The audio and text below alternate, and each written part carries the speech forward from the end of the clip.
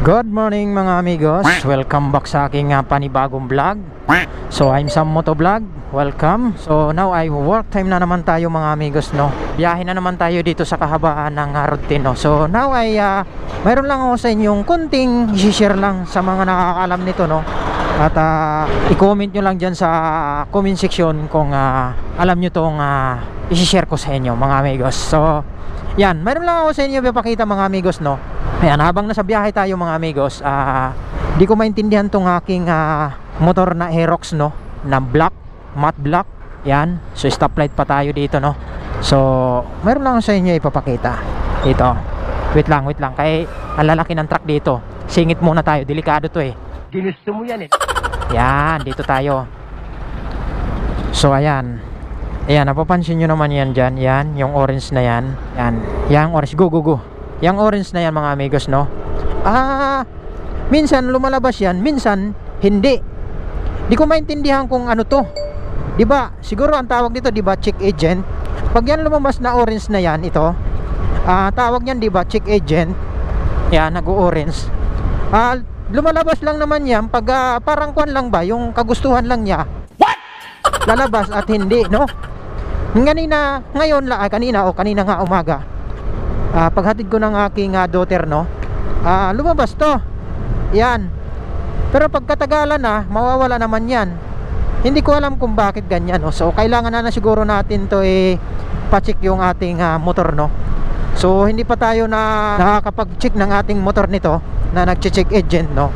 So dahil medyo busy pa naman tayo sa kuha natin, work.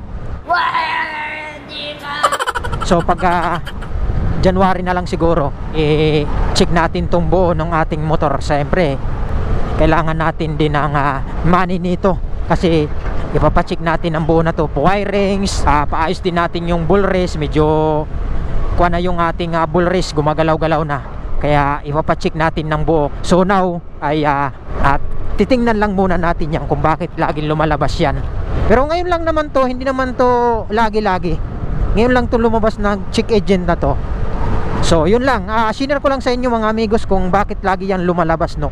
Siguro kailangan na natin ipacheck sa mga mekaniko yan, sa mga marurunong, no. Di ko alam kasi yan eh. Siyempre kailangan ipacheck na natin, pero wag muna ngayon. Yun, no. Dalawang rider basta rider talaga, malupit. paano masabi? So yun lang mga amigos, no. Sinare ko lang sa inyo yung ating motor, kung bakit nag-check agent. Yan, no. Kita nyo naman tong orange na to. Ayun, dalawang rider, napakalupit. Basta rider, angas, napakabilis. So dito pa lang tayo sa may bandang C3, no. Yan, dalawang rider ang kasunod natin. Ganda ng rider, no. Pero mayroon ng rider ngayon na lumabas na version 3 ata, yung parang may pinakatangki ang harap. Tayo naman ang sunod, tayo na. Guna mga rider, guna. Okay. Aray ko, tumawid pa tong tricycle. Kami na nakago eh. Okay, go. Doon na, nagbakbaka na yung mga rider, Yun lang mga amigos, no.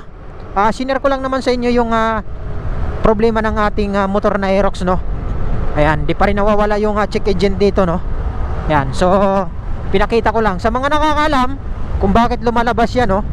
Yan, paki-comment dyan sa baba kung sa mga nakakaalam lang, yung sa mayroong mga Aerox, sa mga encounter ng Aerox na ganito. Ayan. So yun lang. So maraming salamat mga amigos, at tayo ay papasok na ng work natin. Okay? So yun lang, peace out.